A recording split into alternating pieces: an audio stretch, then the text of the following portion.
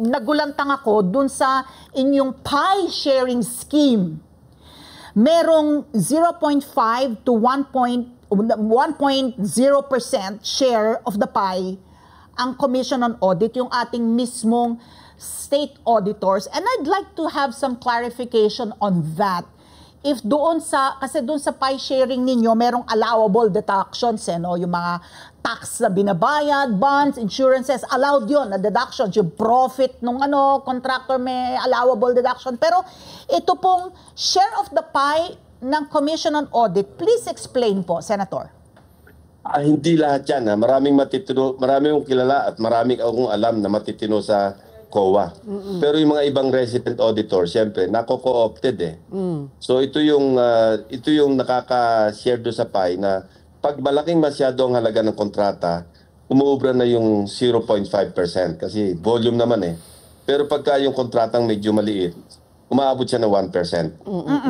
Kasi kasama na siya doon sa usapan. So, Senator Ping, kahapon we had to... Pwedeng bago bitawan ng COA. So, yung COA ba, ang papel ng COA in the flood control project specifically, sila ba yung doon sa meron silang, ang papel niya is to inspect the project upon completion, certify that it's complete, so that ang kinakagulat namin ni Pat P dito, how can a project be fully paid? Nag-ghost naman, na parang walang nag-inspeksyon, wala man lang pumunta dun sa site para tignan kung may kahit isang hollow block. May papel ba ang COA doon? Ang LGU doon, Senator Ping? Hindi pa. Meron pa yung tinatawag na site inspector. Yun yung first step. Kasi sa loob ng District Engineering Office, meron silang tinatawag na site inspector. Sila yung nasa loob din yun, part yun ng District Engineering Office. Tapos sila nagmamonitor ng pag-implementa ng project. Pero kung kasama na sa sindikato yung site inspector, siyempre, yun ang magsacertify na nakumpleto na ito lahat. Ang COA, papasok lang naman yan kung merong isa post-audit or meron tinatawag na fraud audit. Ngayon, magkukonduct sila ng fraud audit ngayon eh. Dahil nga sa mga issues sa flood control projects. And I hope na makita nila lahat ito. Yung mga ghost projects, yung mga substandard. Pag nagsagawa na sila ng fraud audit. Ongoing ngayon yata yan. Dahil yan ang narinig ko na sinabi ng COA na magsasagawa na sila ng... Kasi tatlo yun eh, regular audit, yung isa special audit, yung isa fraud audit. Yung fraud audit, at any point, pwede sila pumasok kasi nga fraud audit. Kasi pag nagpapagawa ka ng bahay, di ba, may parang kang progressive billing statement.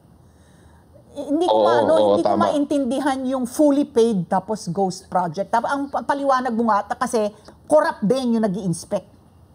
Yung site inspector. Kung kasabot din yun, papel lang ang kikilos kaya naging ghost kasi nga alimbawa, syndicated na sa loob ng isang district engineering office. Kapag mayroong isang proyekto, magpiprepare na yung district engineer na tinatawag na project designation order. Yung PDO, no? Tapos pag merong project designation order, siya na mag-a-appoint ng project engineer. Siya yung parang engineer na in charge doon sa project na yon. Ikaw ang mamahala dyan, mag-supervise yan. O kaya ikaw mag-inspect.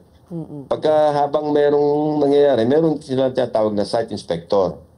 Pero pag nagsindikato na yung buong yon, talagang magiging ghost kasi kung halimbawang hindi nga nakumpleto ang project, sige, papel na lang paandarin natin. Ang nangyayari kasi, Ali, Pati, pag sindikato na, sa bidding pa lang, ariglado na eh.